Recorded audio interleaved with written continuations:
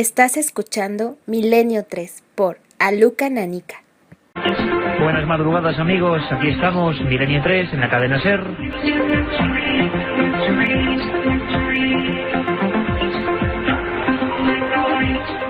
Van a ser ahora mismo las 3 y 8 minutos y ya sabéis, además del viernes a la 1:30 de la madrugada, después de los compañeros del larguero, tenemos este segundo tiempo, esta prórroga, esta edición especial, podemos decir, Carmen Porter, ¿no es así? Buenas madrugadas. Buenas madrugadas, Iker. Te veía tecleando el ordenador porque menudo pequeño disgusto que nos llevamos al empezar el programa del viernes, porque fue una pena, ¿no? Luego mucha gente nos lo ha dicho, muchos compañeros, que no estuviera activo el 7640. Cada día nos sorprendemos más por el nivel de preguntas, la cantidad de ellas, lo que sabéis, lo que queréis saber, lo que nos preguntáis. Estáis haciendo este programa con nosotros y muchas veces de verdad nos dais grandes ideas. Yo creo que esto redunda en el bien de todos. Por ejemplo, el tema de enterrados vivos, yo creo que nunca lo íbamos a hacer, esa investigación de una semana con esos documentos del viernes pasado, si no es por vosotros, porque uno de vosotros, o varios, hay que decirlo así, dijisteis en un SMS, oye, nos gustaría este tema, y es lo que a partir de ya queremos que hagáis. Este equipo os lo pide. No os lo pide solo Carmen y solo Iker, os lo pide también Katia Rocha, Carlos Barroso, y por supuesto os lo pide desde la nave del misterio nuestro compañero y amigo, don Carlos Nicolás. Y os lo pedimos porque creemos que la filosofía tiene que ser esa, que muchas veces, a pesar de que haya por supuesto temas de actualidad, como no ha ocurrido últimamente, a pesar de que haya temas que por lógica, temas clásicos, asuntos que tenemos bien preparados, que hay documentación exhaustiva, todo para vivir el misterio, pero lo cierto es que muchas veces vosotros tenéis ideas más frescas, temas que igual a nosotros ni se nos pasaban por la cabeza, y está esa vía, está esa forma, está esa conexión directa, está esa idea que lo repetimos siempre, es nuestro compañero y amigo Mariano Revilla, que pensábamos que era un poco una locura, ¿no? Montar un sistema de comunicación por móvil a través de la radio, y de verdad estamos aprendiendo de vosotros, aprendiendo con vosotros y recopilando centenares de historias nuevas para que Milenio 3 siga latiendo con fuerza. Por cierto, Carmen, que se me olvida, tenemos muchísimas cosas hasta las 4 y ¿cuál es esa vía de contacto? Pues la vía de contacto a través del SMS es marcar el 7640, palabra clave milenio, espacio y el texto que deseen. Preguntas, nos llegan casos, impresiones, opiniones, personajes. ¿Os acordáis de cuando hablamos? Nos llegaba alguno, porque hemos hecho ahora la selección de los 10 que más nos han impactado, ¿no? Sabéis que siempre los domingos empezamos con 10 mensajes, 10 comunicaciones vuestras. Bueno, pues había uno que hablaba de Drácula, por ejemplo. ¿Por qué no tocáis el tema de Drácula? Caramba, lo hicimos el pasado sábado en ese especial. Muchos temas nos llegan y ya hemos tocado. Yo creo que este es el programa 140 más o menos, y claro, hay muchos que hemos ya tocado, pero volveremos por vuestras peticiones, sabremos cuáles son los que más queréis, menos queréis, os sentís más afines a unos temas que a otros, se pueden hacer auténticos estudios, así que personajes también. Iremos haciendo de vez en cuando, en especiales muy concretos, biografías. Nos preguntabais por Colón, nos preguntabais por Julio Verne, nos preguntabais por algunos investigadores como JJ Benítez, personajes vivos y personajes que ya no están vivos. Pues todos esos también vendrán aquí a Milenio 3. Y una cosa importante, sí que va, ¿no, Carmen? Sí que va, no hay ningún problema. Hoy no hay ningún problema técnico. El otro día parece ser que el servidor se cayó y solo pudimos tener pues accesible a los mensajes SMS la última media hora. Y a pesar de eso, vaya participación, ¿eh? Qué maravilla de audiencia. Y repetimos, yo creo, en honor a esa gente, ¿no? En honor a toda esa gente que estuvo escribiendo, el mismo regalo, el mismo sorteo, porque es una cosa de pura amistad. Simplemente un detalle para con vosotros. Tenemos otros 3 CDs, Carmen, con las músicas, por ejemplo esta que sonaba, de Milenio 3, grabados por nosotros mismos, con nuestra pequeña dedicatoria para todos los amigos de Milenio 3, y con los temas que más utilizamos. Por ejemplo, esta misma música que ahora mismo pone desde la nave del misterio don Carlos Nicolás.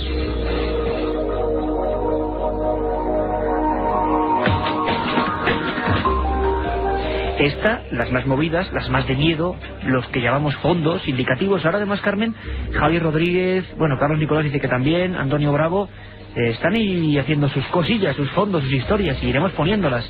Este tiene que ser un programa creativo y de todos los compañeros, y sabéis que siempre la técnica es muy importante.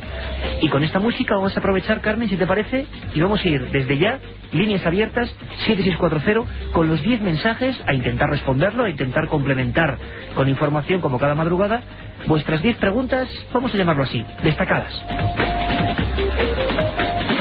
Pues vamos allá. Eugenio desde Torralba nos dice: hola chicos del misterio, se ha quedado olvidado en algún rincón nuestro primer expediente X español. ¿Qué pasó en Villafranca de los Barros? Bueno, una historia que creo que le hemos comentado, no la hemos tratado, lo haremos. En Villafranca de los Barros ocurrió que hubo un juicio contra una niña, tenía 3 meses, se llamaba Antonia Batista, y diréis, caramba, ¿cómo que un juicio contra una niña de 3 meses? Bueno, pues fue culpada por endemoniada junto a su madre. Ocurrió en Olivenza, entre la frontera de Badajoz casi con Portugal. Parece ser que esa niña, delante de muchos testigos, de alguaciles, de alcaldes, de médicos, habló en latín, en perfecto latín. Y yo mismo pude recuperar el día que en un muro por la humedad salieron una serie de documentos, ese legajo histórico. Yo lo conté en mis primeros libros, la historia del manuscrito de Villafranca de los Barros, de el expediente, quizá primero, por el que alguien es, digamos así, culpado de poseído por el demonio, pero culpado con un juicio importante, o sea, con personas declarando, con testimonios. Era una niña de 3 meses. ¿Cuál fue su historia? ¿Qué pasó? ¿Por qué? Bueno, pues podemos decir esa cosa tan típica de Milenio 3, que haremos un programa solo sobre esa historia. Los expertos, Carmen, dirían xenoglosia, ¿no? Hablar lenguas que son desconocidas. En este caso, además de hablar lenguas que son desconocidas, hablar, ya que una niña de 3 meses no habla, no puede tener articulación comprensible ninguna, y menos en latín, por supuesto. Por cierto, ocurrió en pleno siglo XVII. Paco y Nuria desde Cartagena. Iker, ¿qué sabes de la historia del ataúd maldito que atravesaba España? A ver si pasáis por aquí. Bueno, ojalá. Hay ideas de que vayamos a diversos puntos de España. También nos gustaría saber a través del 7640 con la palabra milenio, o a través del mail milenio3@cadenaser.com, a través de cualquier vía. ¿La postal también cuál es? Es calle Gran Vía, número 32, 8ª planta, 28013 de Madrid, a la atención de Milenio 3. Bueno, pues esas 3 vías, fijaos, si lo ponemos facilísimo, o sea, son 3 vías: postal, tecnológica, movilística, como se puede decir. Y también nos gustaría que nos dijerais a qué ciudades queréis que vayamos. Puede ser un inicio también importante, ¿no? Porque queremos hacer una auténtica gira. En Cartagena, si es que vamos, y logramos ir, ojalá, una tierra maravillosa, podríamos hablar de eso, del ataúd maldito. De Cartagena a Santillana del Mar. Un ataúd que dejó un rastro de peste, de muertes, una historia policíaca. Y como últimamente vamos de ataúdes, hablamos de enterrados vivos, de miedo a la muerte, hace 2 días, el viernes, pues quizá nos metamos con esa historia dentro de bien poco. El ataúd maldito, lo apuntamos ahora mismo aquí, así, lo apuntamos, el ataúd maldito. Ahí está, escrito queda. Otro amigo o amiga, porque no firma el SMS, nos dice: ¿la Iglesia qué opina sobre la criogenización? Bueno, pues eso hay que preguntárselo a la Iglesia. Lo haremos porque yo creo que hubo muchísimas preguntas, muchísimas, sobre el tema de criogenización. Hablábamos con médicos, presidentes como Luis Migorance, médico de la Asociación de Criogenización, y nos quedamos un poco incluso ateridos de ese frío del misterio, ¿no? Al comprobar que había una persona, una mujer, una chica, que estaba criogenizada, que estaba en suspensión, en una especie de congelación, hoy en día en un tubo, en un depósito en Estados Unidos, esperando que la ciencia avance para su enfermedad, para que en un futuro se pueda curar. Eso ha motivado un sinfín de mensajes, de polémica entre los mensajes, de debate casi, que queremos ampliar. Haremos ese programa y preguntaremos qué opina la Iglesia sobre estas resurrecciones del siglo XXI, se podía llamar así. Más preguntas en torno a la criogenización. ¿Será posible que un cuerpo criogenizado viva o resucite? Y cuando vuelva a la vida después de unos años, ¿qué pasaría? ¿Cómo reaccionaría? ¿Qué pasaría, Carmen? ¿Cómo reaccionaría? Nadie lo sabe, ¿no? Pues lo primero, que yo creo que si ha cambiado mucho el mundo, se llevaría un susto.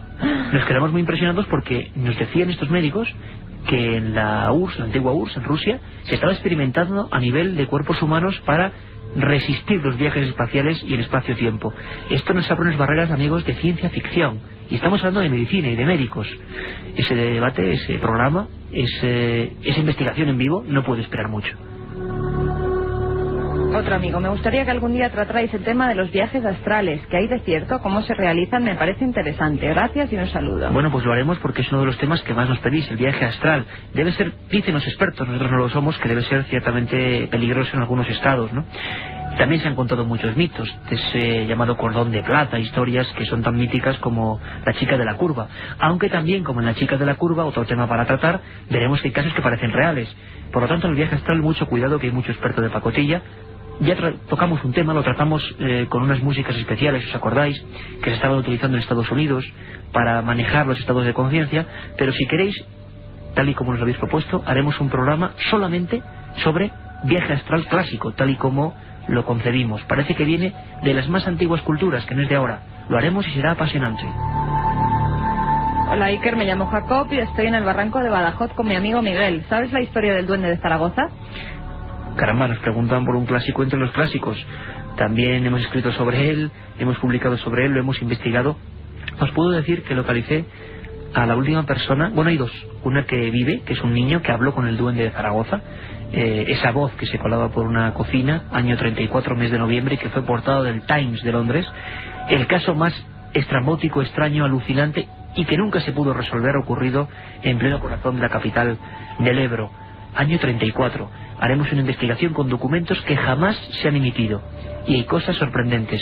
El gran caso de antes de la guerra a nivel misterioso en España. Dani nos dice, 2 lámparas con forma del coche de James Dean se partieron en 2 el mismo día del aniversario de su muerte. Curiosísimo. Curiosísimo, porque hoy mismo, Carmen, recibíamos otro mensaje de un compañero, de un amigo, que decía que visionando ciertas películas, creo que era Regreso al Futuro 2, se había dado cuenta que había profecías involuntarias. Por ejemplo, en un diálogo de Regreso al Futuro 2, creo que es del año 86, o algo así la película, hablaban, imaginaban un futuro y decían que un equipo de Florida de rugby ganará el año 92 la liga, pero es que resulta que en el 86 no había ningún equipo, según parece, en Florida o en la ciudad a la que se referían, de rugby. Eso lo diremos con datos concretos. Y ocurrió en el año 92. Resulta que este amigo tiene documentación de películas donde se vaticinaron hechos por casualidad que luego ocurrieron certeramente. Entraría un poco en eso, en maldiciones del mundo del cine. Tema apasionante, ¿verdad? También lo notamos. Estando agonizante he sentido una gran paz por la presencia de mi madre ya muerta. No tengo miedo a la muerte, solo temo al dolor. Queremos una entrevista con Germán de Argumosa. Sobre su experiencia personal, que decir, Carmen, que esas experiencias ocurren y hemos escuchado y sentido en el programa del viernes a la 1:30 después del larguero, como decíamos, en ese especial sobre el miedo a la muerte, con antropólogos, con forenses, con médicos, como a pesar de la ciencia, no todo es ciencia, no todo se puede medir en un laboratorio, y todos lo sabemos, nos ocurren cosas al diario que no se pueden medir, que no son repetibles, que son puramente personales. Y cuando hay un óbito, cuando hay una muerte, cuando hay un ser querido que se va, ¿quién no ha sufrido determinadas experiencias que no puede y no sabe explicar? Intentaremos volver al tema, y os aseguro que haremos ese programa sobre vida después de la vida, o supuesta vida después de la vida, con doctores que están haciendo un estudio maravilloso en Sevilla. Y con Germán de Argumosa. Bueno, Germán ya ha intervenido en Milenio 3 con el asunto de Belmed y algunos otros. Ojalá podamos y consigamos traer el estudio, ojalá. Elisenda de Barcelona nos dice que tratemos la conexión cuando muere un hermano gemelo, si el otro siente la muerte. Bueno, hay historias muy bonitas sobre los gemelos. La historia más célebre en España fueron las gemelas de Murillo del Río Leza, puede ser. Es un pueblo de La Rioja. 2 niñas muy pequeñas, de 3 y 4 años, se hicieron célebres en la época, incluso a nivel televisivo, porque cuando una se quemaba, en la mano de la otra se reproducían las ampollas. Una emisión telepática de las sensaciones y el dolor como nunca antes había ocurrido. Ocurrió en España, en ese pueblo de Murillo del Río Leza, hacia el año 76. Intentaremos saber qué fue de aquella gente. Y por último, Majacrilla desde Alicante nos dice: tradiciones de mi pueblo afirman que los perros aúllan sin motivo aparente la víspera de la muerte de un vecino. Bueno, escuchamos a Ignacio, el antropólogo, Ignacio Martínez de Leza, creo que era, o de Lecea, y que nos decía, nos comunicaba, nos afirmaba en su estudio sobre Burgos, que efectivamente hay animales que siempre han tenido mal augurio. Los cuervos y las lechuzas se llevan la palma, desde luego, pero también, como vemos en diferentes pueblos, pues ese arquetipo del mal, del augurio, puede ser otro tipo de anatomía animal, un perro, un lobo. Hay mucha mitología. También hay muchos animales que sienten cosas, tienen como un sexto sentido, y los perros son uno de ellos, que hacen cosas curiosísimas y que serían motivo de otro programa. Otro programa. Yo recuerdo aquel libro, y seguro que muchos, y nos están escribiendo ahora mismo, fíjate, 7640 está llegando un mensaje que dice: un libro me quita la palabra de la boca. ¿Cómo era ese libro? Sobre perros que adivinaban. Era sobre perros que presienten la llegada de su amo a casa, y que además no hay ninguna conexión entre el amo y el perro, no hay ninguna conexión sonora, es un espacio absolutamente cerrado, un experimento alucinante. ¿Qué experimentos han hecho a nivel telepático, a nivel paranormal con animales? Buen tema, Carmen? Me sentías con la cabeza, hay que decirlo. Desde luego que los amigos de Milenio 3, a través de ese mensaje, a través de el SMS, están demostrando que tienen muchísimo conocimiento. Quizá tanto como otro personaje misterioso. Me gustaría que escucharais una voz que hemos recuperado de archivos. Es un viejo archivo del antiquísimo depósito de voces de Radio Nacional, cuando no había otra forma casi de tener algunas voces. Y más de un amigo me escribió pidiéndome información sobre Ramón y Cajal. Don Santiago Ramón y Cajal, este sí que es un científico, premio Nobel por sus investigaciones sobre el cerebro. Parece ser que Ramón y Cajal tenía cierta pasión por el misterio, y como hombre humilde, como auténtico científico, como premio Nobel, no como alguno que otro que anda por ahí, pues sabía que el misterio nos invadía, estábamos peleando con él constantemente. Para mí ha sido un honor y un placer recuperar la voz de Santiago Ramón y Cajal, y no cualquier voz, no cualquier trozo de voz. Escuchad a Ramón y Cajal en su laboratorio, el más importante científico español de todos los tiempos, diciendo cosas en 1920 más o menos, como estas. Puesto que vivimos en pleno misterio, luchando contra las fuerzas desconocidas, tratemos en lo posible de esclarecerlo. Puesto que vivimos en pleno misterio, luchando con fuerzas desconocidas, tratemos en lo posible de esclarecerlo. Creo que es la bandera de este programa. No sabemos qué es ni qué deja de ser. El misterio no tiene por qué ser sobrenatural, es misterio. Lo debatíamos esta misma tarde, ¿verdad, Carmen? Es misterio y está ahí. Y las gentes que de verdad saben, que son humildes, que no se ríen de su propia ignorancia, como es tan habitual en el ser humano, como gente del tipo de Santiago Ramón y Cajal, tenían muy claro que el misterio nos invadía constantemente. La ciencia va adivinando cosas, va creciendo, pero lo que queda alrededor cada vez es más grande, más puntos de conexión con lo desconocido. Tan desconocido, Carmen, como los pasadizos del Archivo Vaticano. Se han descubierto nuevos. No tiene misterio la Iglesia y sobre todo el Vaticano. Sí, se han descubierto algunos nuevos, al menos es lo que nos comunicaba por vía urgente nuestro amigo en Italia, Joan Solés. Decía que, fíjate qué tiempo estamos viviendo, los papas, el Papa, hicimos ese programa sobre profecías de los papas, se está hablando mucho, hay mucho movimiento en el Vaticano, y de repente unas excavaciones han descubierto viejos pasadizos que se dirigían, se cruzaban, se iban a ciertos sitios. ¿Qué sentido tenían? ¿Cómo eran utilizados? ¿Por qué y para quién? Nos lo cuenta desde Italia Joan Solés. Sin duda no deja de ser un atractivo más de la ciudad de Roma, como lo son el cementerio subterráneo de los papas bajo la Basílica de San Pedro, los acueductos romanos también subterráneos o las numerosas catacumbas. Pero ese corredor tiene algo de particular. Fue construido para que los pontífices pudieran salir a escondidas para sus escarceos, que no sabía, o escapar a las persecuciones. Se utilizó a partir de 1277 para recorrer el kilómetro que separa el Vaticano del castillo de Sant'Angelo, cerca del río Tíber, fortaleza que había sido cementerio de los emperadores, allí fue enterrado Adriano, y que los papas convirtieron en el fortín militar de la Guardia Suiza que debía defender el papado.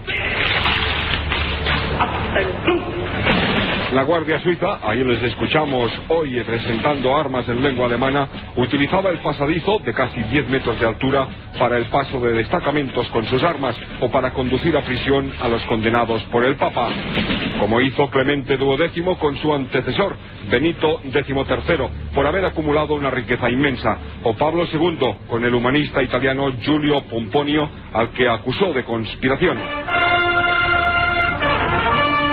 Clemente VII lo recorrió para recluirse durante 8 meses y no caer en manos de los 30.000 soldados del rey español Carlos V. Se salvó gracias a una epidemia que obligó a las tropas imperiales a levantar el asedio y a renunciar a la captura del pontífice. Su último uso fue como refugio antiaéreo en la Segunda Guerra Mundial, en el bombardeo a la estación ferroviaria del Vaticano, que llevaron a cabo los fascistas italianos con bombas ingleses para que se atribuyera el ataque a los aliados.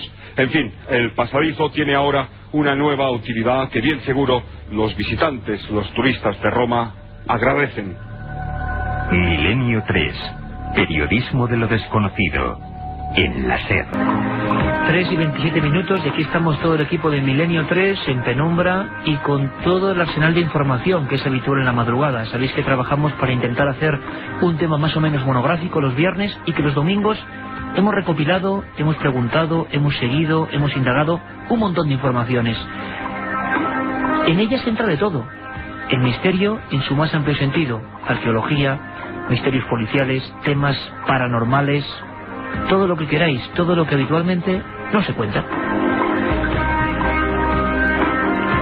Por ejemplo, creo que hace una semana o dos teníamos unas fotografías aquí delante de una misteriosa criatura, y ya van 2 capturada en Chile. Habría que hacer un programa solo de estos seres, de estos individuos tan extraños que decíamos que nos sonaba a fraude. Parece ser que hay ciertos investigadores que dicen no lo contrario, pero que sí que son criaturas biológicas, ¿no, Carmen? Pues sí, afirma que es un feto. Esto es lo que asegura el ufólogo chileno Rodrigo Fuenzalida, tras observar a la criatura detrás de un cristal donde es conservada por su actual dueño, un coleccionista de cosas curiosas. Un coleccionista de cosas curiosas, ya por ahí es sospechoso, pero bueno.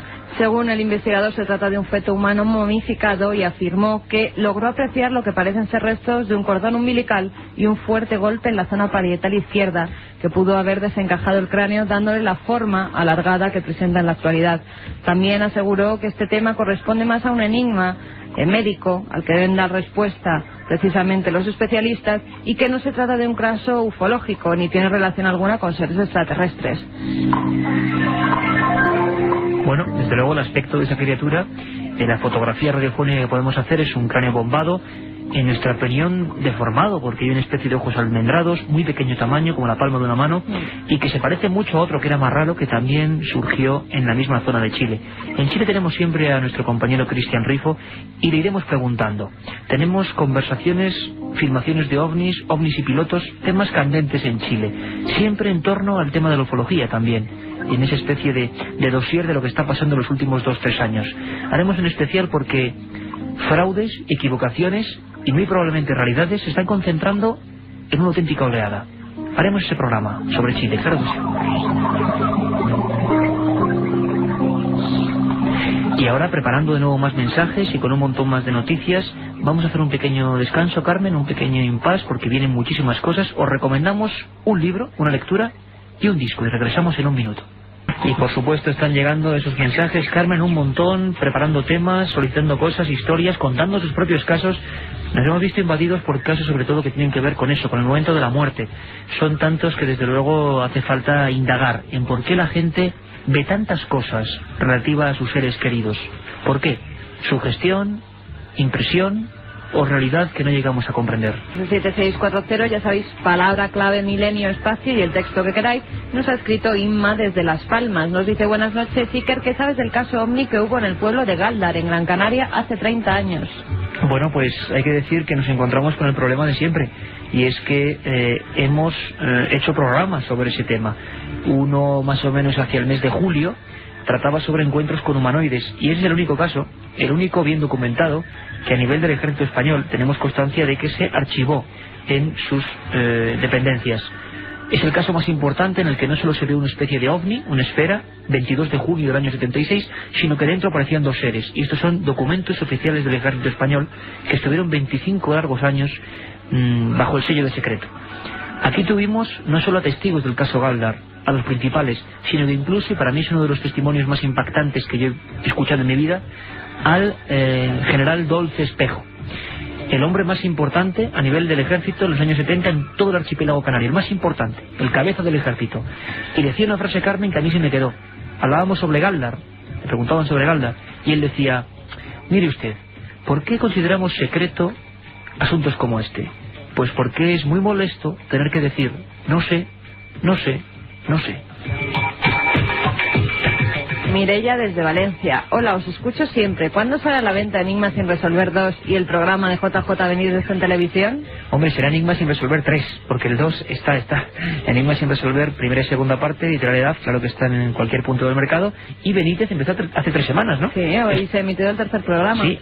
Nos adelantaba la semana pasada el tema de los dogones de Mali, así que enganchaos a Planeta Encantado, por supuesto. La semana que viene por aquí estará el señor Juanjo Benítez de nuevo, contándonos, quién sabe, nuevas aventuras en su cuaderno de campo.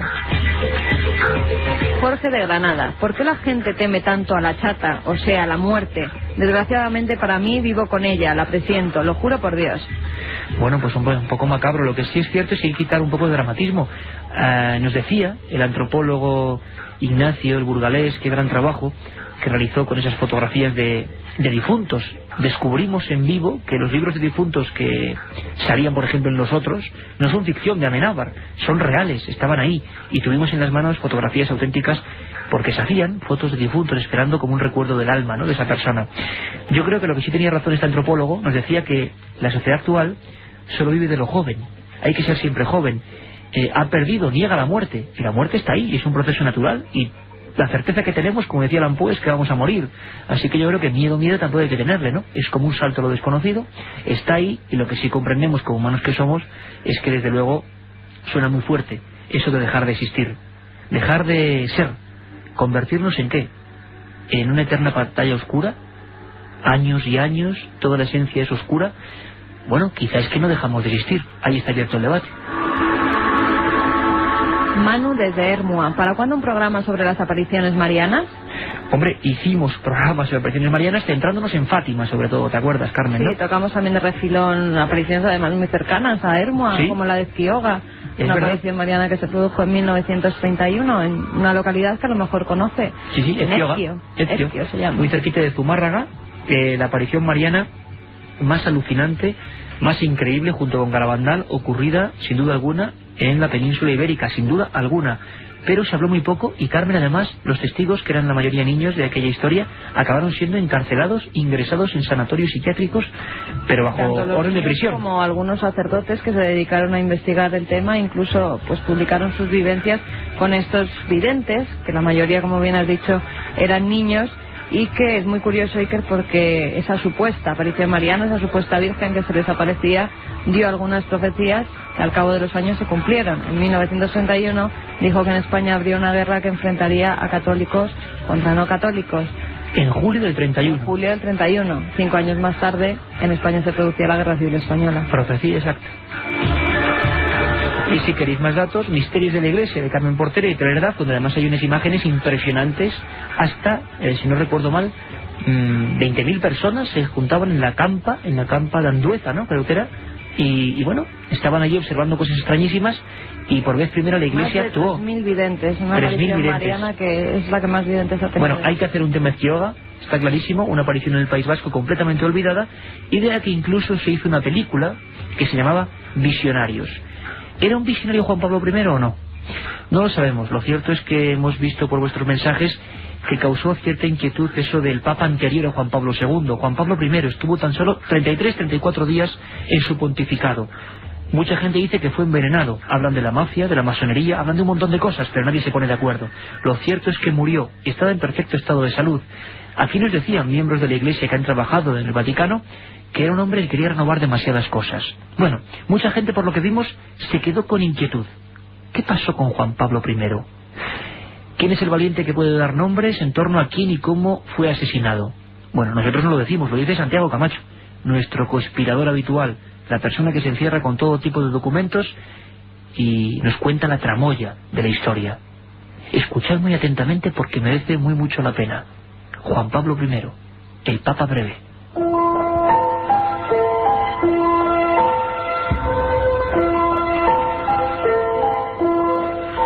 En estos momentos en los que todo el mundo cristiano reza por la salud de Juan Pablo II, tal vez sea un buen momento para recordar a otro pontífice cuya muerte continúa velada por un profundo misterio. Nos referimos a Juan Pablo I, fallecido en extrañas circunstancias cuando tan solo llevaba 33 días de pontificado.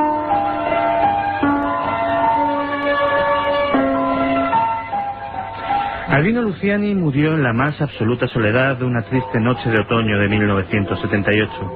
Las circunstancias de su breve reinado, que según muchos observadores iba a estar presidido por profundas reformas en la estructura financiera de la Santa Sede, que constituye la verdadera fuente del poder terrenal de la Iglesia, hicieron pensar a muchos que el Papa, en realidad, había sido envenenado.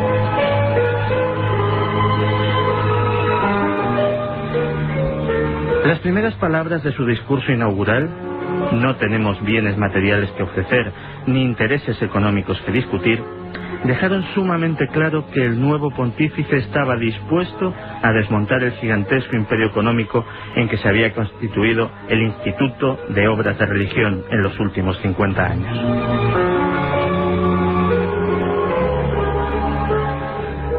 Ese imperio había sido levantado a la limón por el mafioso y especulador Michele Sindona y el duro cardenal Porman Cincus, dos personajes de los más temidos dentro del Vaticano, cuyo poder había sido desafiado abiertamente por el nuevo Papa. Ambos tenían fuertes vínculos con la mafia, la extrema derecha italiana y la oscura logia masónica Propaganda II, dirigida por Roberto Calvi.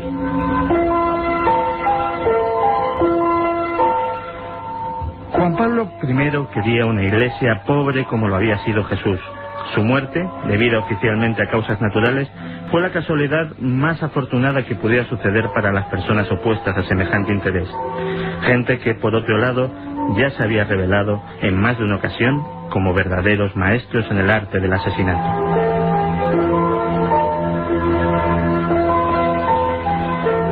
No hubo autopsia, ni certificado de defunción. A pesar de ello, la nota de prensa oficial declaraba que el Papa había fallecido a causa de un infarto de miocardio. Cuando Juan Pablo II accedió al solio pontificio, recibió por parte de sus asistentes extensos informes sobre los planes de su predecesor. Ninguno de ellos fue llevado a cabo.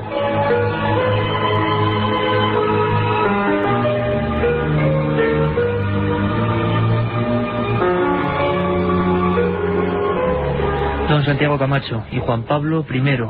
Qué historias tan tenebrosas, ¿verdad? Es la conspiración. Conspiración puramente política, conspiración a nivel de los medios informativos, conspiración a nivel policial, Propaganda II. Vaya nombres. Santi tiene que contarnos muchas más cosas como estas.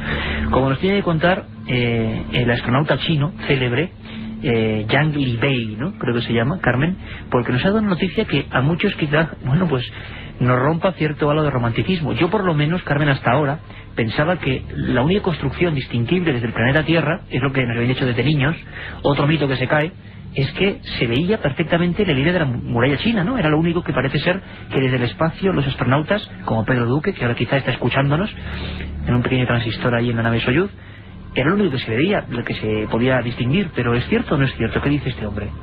Pues según Yang Liwei, el primer astronauta chino de la historia, en la primera entrevista que le realizaron tras descender de la nave Shenzhou 5, la Gran Muralla China no se ve desde el espacio. Esta afirmación acaba con uno de los mitos más extendidos entre los aficionados al espacio, acerca de que este monumento es la única construcción humana que se puede observar sin necesidad de telescopio desde el espacio exterior. La Shenzhou aterrizó en las praderas de Mongolia Interior en la madrugada del jueves, tras recorrer 500.000 kilómetros en 21 horas de vuelo espacial. Yang también acabó con otro mito, Iker, el de que los astronautas tienen que consumir complejos vitamínicos en pastillas, para así facilitar la digestión y contrarrestar el efecto de la gravedad. Pero los dietistas chinos prepararon para el piloto 20 platos, como pollo picante con cacahuetes o arroz con dátiles, que comió con palillos, como lo hace en su propia casa. Comidas ligeras, sin gravedad, allí en el espacio. Pero lo cierto es que, bueno, igual lo vio bien, lo vio mal, pero había un mito que era eso, que la muralla china se veía desde el planeta Tierra. Yo no sé qué puede ver desde, creo, la sierra de Urbasa.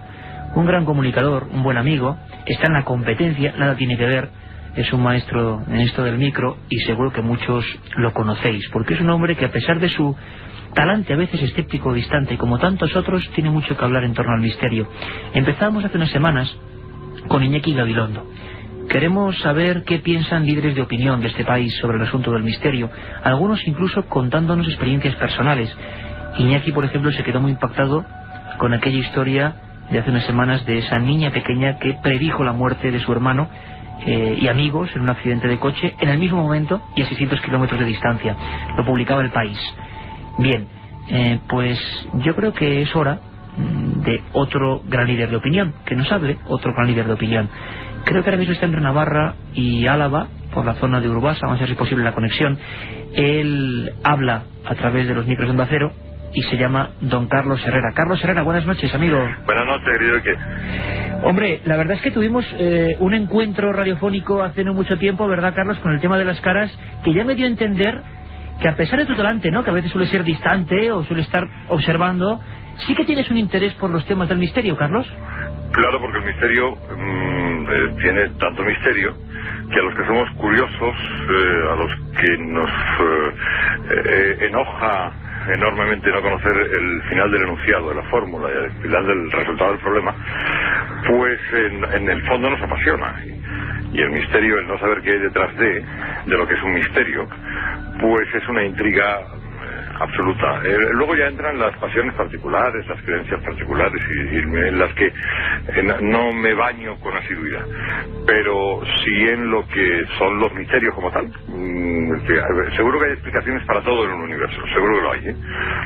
Pero claro, el no tenerlas es terrible. Claro, nos vemos en esa incógnita permanente, ¿no? Carlos, tú a lo largo de tu vida, en alguna ocasión, no sé si misterios así rotundos o no, pero has tenido la sensación esa de que... Mira, te voy a contar, si te parece, una noticia que nos impactó mucho la semana pasada, a ver tú qué opinas. Publicaba El País lo que era una noticia de sucesos normal y corriente, como otra, trágica, ¿no? Terrible. El accidente y la muerte de dos familiares y unos amigos en La Pedriza, lo que era una excursión, pues se convirtió en tragedia, ¿no? Pero fíjate, Carlos, lo ocurrió. Además, creo que tú naciste en Barcelona, naciste en Almería.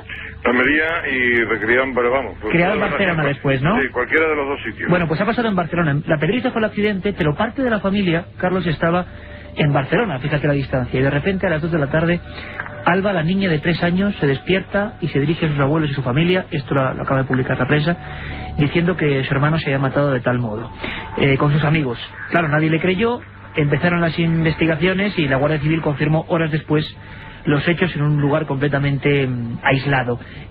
Alba tenía 3 años. Carlos, estas cosas pasan. A ti como periodista, que cuentas la vida, que se lo preguntábamos a Iñaki también, ¿tú qué sientes cuando de repente se cruza una noticia de este tipo? Pues lo más probable es que asombro, ¿no? Asombro, y me pasa como con los juegos de manos de algunos grandes maestros, que me revienta no saber exactamente cómo lo han hecho. Bueno, en este caso me revienta, más allá de la tragedia tan respetable. No, respetable, la tragedia no que sea respetable, pero el dolor respetable de esta familia. Me revienta no saber exactamente cuál es el mecanismo, la casualidad o la causalidad que ha provocado eso. Hay una transmisión eléctrica de sensaciones que viaja caprichosamente por el aire, que es recogida por personas quizá con más sensibilidad que otras o con más percepción que otras. Es posible, no lo sé. Yo, desde luego, científicamente eso no está demostrado. Carlos, ¿y cuándo has sentido tú cerca el misterio? ¿En alguna ocasión, en alguna cosa, alguna casualidad extraña? Sabemos que a veces el misterio se presenta como eso, ¿no? Como esas casualidades que te dejan alucinado, no sé, inquietudes en un momento dado. ¿Recuerdas algo de tu vida, algún pasaje, alguna historia, cualquier cosa? Quizá haya sido precisamente el estar inclinado en el fiel de la balanza del positivismo el que me ha hecho no percibir situaciones que a lo mejor interpretadas o vividas por un individuo que estuviera en el otro lado hubiera sido estrujada convenientemente o hubiera sido valorada convenientemente, y que yo no he sabido valorarla. Lo que he tenido yo han sido situaciones ¿cómo te lo diría? Explicables, humanamente explicables. Y dentro del delirio humano, pues posiblemente inexplicables, pero dentro del comportamiento humano. No dentro del misterio, que sin embargo sí que sé que existe y que hay que percibirlo en cosas para las que ni yo ni el mejor científico del mundo tiene explicación. Mira, está aullando un perro a lo lejos, no sé si lo oyes. Estoy al pie de la Sierra de Urbasa ahora mismo. ¡Qué maravilla! Viendo una noche apasionante. Pues además, mira, lo que es hablábamos de casualidad, ¿verdad? Hace una semana exactamente, Carlos, yo estaba en la Sierra de Urbasa y hay una pequeña gasolinera en la carretera general, dirección en el tramo que va de Vitoria a Pamplona, que está enfrente de la serranía de Urbasa, y había un gasolinero que además escucha Amante del Misterio. Vamos a aprovechar para mandar un saludo grandísimo a toda la gente de las estaciones de servicio. Carlos, una cosa importantísima, la eterna pregunta, ¿no? A pesar de ese cartesianismo que además te agradecemos, porque hay que estar con los pies en la tierra, pero ¿te has preguntado alguna vez, tú que cuentas, como decimos, la vida día a día, qué hay después? Cada día me inclino... Hombre, vamos a ver, la fe católica, no solo ya la cultura católica la que me he criado, sino una razonable fe católica a la que vivo, me invita a pensar que efectivamente después nos espera el jardín florido de las mil esencias, en lo anímico. Mi profesión, mis estudios de medicina, la carrera que hice, me invita a conocer, me hace conocer qué es lo que ocurre con el envoltorio nuestro y qué es lo que pasa, porque los he visto en todos sus estadios. Es decir, ahí me debato en un permanente estado aleatorio, me paso de la danza al crimen. Y me pregunto si después hay algún tipo, alguna forma de energía que no conozcamos en la que nos podemos traducir. Si no fuera así, si después de ello lo que hay es nada, absolutamente nada, pues la verdad sería una pena, porque el ser humano que es tan apasionante y que vive y que registra tantísimas experiencias inolvidables durante toda una vida, que siente y hace sentir, convertirse después en nada, absolutamente nada, no deja de ser una pequeña estafa. Tremendo el trance, ¿no? Tener que saber esa verdad pasando al otro umbral. Carlos, tú estás precisamente ahora en uno de los lugares más mágicos, sin duda alguna, donde todavía hay raíces muy ancestrales, y las noches de difuntos allí en la Sierra de Urbasa era tradición en las antiguas carboneras que había. Ahí estaban los últimos carboneros, ¿no? de toda esa zona, y ponían unos lampariles, ¿no? En honor a los difuntos, luces, misterios. Y por último, Carlos, hablando de luces, ¿tú también alguna vez te has devanado los sesos, has pensado en esos llamados ovnis o lo que sea? ¿Crees que puede haber más gente en esta cosa inmensa y oscura que se llama universo? Atendiendo a la pura definición metodológica, efectivamente los ovnis existen, porque no dejan de ser cosas que vuelan y que no identificamos. Puede ser desde un cometa hasta un cohete tirado en la lejanía. Es decir, que el ovni como tal existe. Otra cosa quiere decir que ese ovni vaya con un señor, lo que entendemos por un marciano dentro. Un simple cálculo matemático dice que, corrígeme si me equivoco, que eso sabes tú más que yo, puede que existan 10.000 millones de galaxias en el universo conocido, cada galaxia con unos 10.000 millones de sistemas parecidos al sistema solar. Cada sistema con sus correspondientes planetas y sus no pocos satélites. Bien, pensar que en toda esa dimensión tan terrible no se ha formado ningún tipo de vida es a lo mejor demasiado centrípeto, eso es. Pero yo digo también una cosa, la evolución humana, la creación de la vida, la aparición de la vida en la Tierra y su evolución hasta lo que va de la ameba a ti a mí, es una lotería constante. Han sido constantes cambios de lotería, y te puede tocar la lotería 2 veces, yo no digo que no, pero es muy difícil.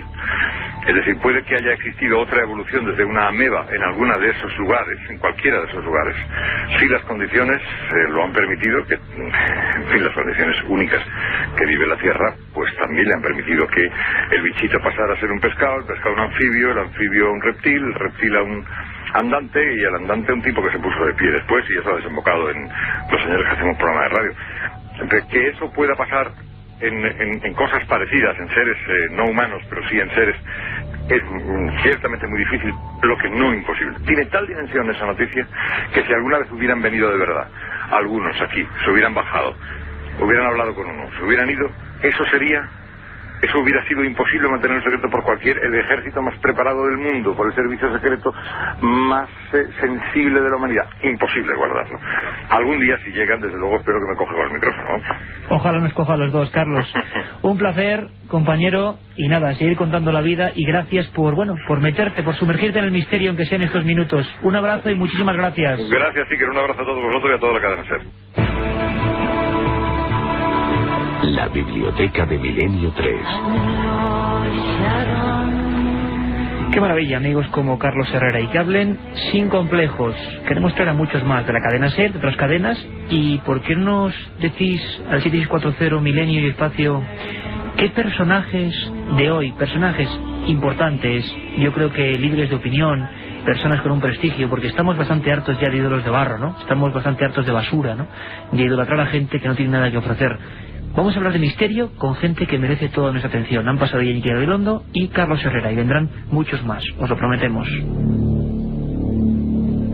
Y yo ahora mismo tengo una foto impresionante de una cabeza completamente desfigurada y un pie de foto que dice: la violencia aumenta. Menos de una hora después del asesinato de Stride, el destripador acuchilló a Catherine Eddowes hasta desfigurarla casi por completo y le extirpó el útero. Fotografías muy impactantes. Hablamos de él hace un tiempo. Un libro que dice que por fin da con la identidad del destripador, Carmen. Se trata de Retrato de un asesino, Jack el Destripador, caso cerrado. La autoría Patricia Cornwell y la editorial Ediciones B. El libro, Iker, es una investigación que ha realizado esta autora sobre uno de los más famosos asesinos en serie, Jack the Ripper. Cuenta cómo se produjeron estos crímenes entre agosto y noviembre de 1888. Que por cierto, me gustaría decirte una cosa, Carmen, importantísima. Nos lo decía un amigo a través de un mensaje. Yo no había caído para nada, creo que tú tampoco. ¿Sabes cuándo ocurre el primer caso de Jack el Destripador? 8 de agosto. Un número que dicen que a nivel masónico es muy importante, no el 8, es que fue 8 del 888. Pues como nuestros amigos sabrán, estos crímenes se produjeron en el barrio londinense de Whitechapel, e incluso, como ha dicho antes Iker, y los tenemos aquí enfrente, la autora publica las fotografías policiales de cómo fueron hallados los cuerpos de las 5 mujeres. Tremendo. Tras 100 años de hipótesis sobre quién había sido el asesino, Cornwell, aplicando las actuales técnicas policiales, cree haber resuelto el enigma. Examinó documentos, cartas, informes, huellas dactilares e incluso recopila toda la información que se dio en la época sobre tan macabros asesinatos y llega a una conclusión, que Jack el Destripador fue el pintor Walter Sickert. Compró varias obras del autor en las que hay dibujadas mujeres con grandes mutilaciones, como las que sufrieron las prostitutas de Whitechapel. Curiosísimo, nos lo preguntaba la gente y este programa es a vuestro servicio, nunca lo olvidéis. Decían, ¿cuál es el libro? Bueno, Retrato de un asesino, Patricia Cornwell, una investigación policíaca en vivo, Jack el Destripador, caso cerrado, Ediciones B. Y yo creo que con este libro, buena recomendación para toda la semana, podemos pasar rápidamente, porque esto está que echa humo, a un montón de cuestiones. De verdad, aparte de todo, personajes y biografías antiguas, también biografías modernas. ¿Quiénes queréis que sean preguntados por el micro de Milenio 3? ¿Qué personajes de actualidad? Y hablaremos con ellos de cosas que seguro que jamás cuentan.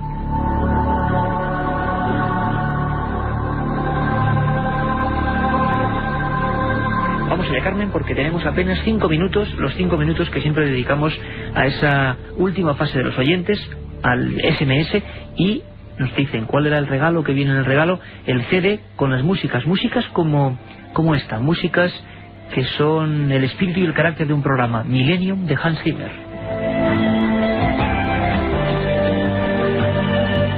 Pues la Radio Europe Fronteras, Iker, nos dicen desde Suiza: hola Iker, dentro de 2 semanas voy al Mystery Park de Interlakenland y te mandaré una entrada gratis. ¿Para cuándo otro CD con tus historias? Un saludo. Bueno, pues espero que muy pronto otro CD con historias. De momento este CD de músicas, estamos sorteando entre amigos.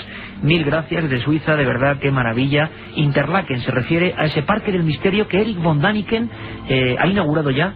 Y oye, ojalá podamos ir, pero para hacer un programa desde allí.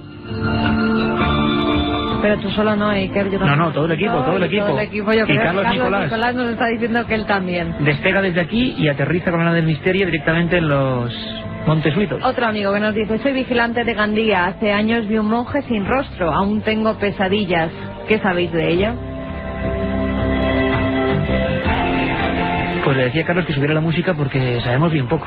Un monje sin rostro, una figura que él cree que es un monje sin rostro, apariciones. Bueno, hablaremos con especialistas. Solo sabemos que esas cosas pasan. ¿Qué son? Ni la más remota idea. Hola, me llamo David, soy de Madrid. Es la 3ª vez que escribo y nunca me respondéis. Bueno, pues ya ves, David. Por favor, hablar de los mensajes satánicos en la música, ¿es verdad? Sí, bueno, satánicos. Mensajes ocultos en la música y con discos al revés no es leyenda urbana, como muchas veces que nos dicen que destripamos demasiados misterios. En este caso no. Antonio Luis Moyano, un gran investigador, está preparando un libro maravilloso para el archivo del misterio de edad que se va a llamar Cine y Música Maldita. Espectacular.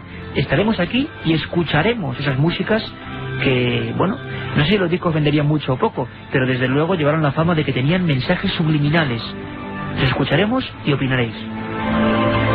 Ricardo desde Villalba, ¿hay algo de cierto en que Teresa de Calcuta tuvo una crisis de fe antes de morir y pidió un exorcismo? Yo no lo sé, te he oído a ti cosas, sí, pero sí. A ese respecto sí. Sí que es cierto, no lo de la crisis de fe, sino que la mujer ya estaba bastante mal y tampoco fue un exorcismo en toda regla. Se recitaron unas oraciones a su alrededor para que Teresa de Calcuta se tranquilizara y con eso ya pues pudo dormir perfectamente. O sea, no fue uno de esos absolutamente recios de la Iglesia con el ritual romano, ¿no? José desde Gijón nos dice: ¿qué tal hablar de Stonehenge? Bueno, un buen tema, porque además ese círculo de piedras donde supuestamente los celtas y druidas acudían al Reino Unido, hay teorías que dicen que es un fraude, que está hecho artificialmente. El debate está servido.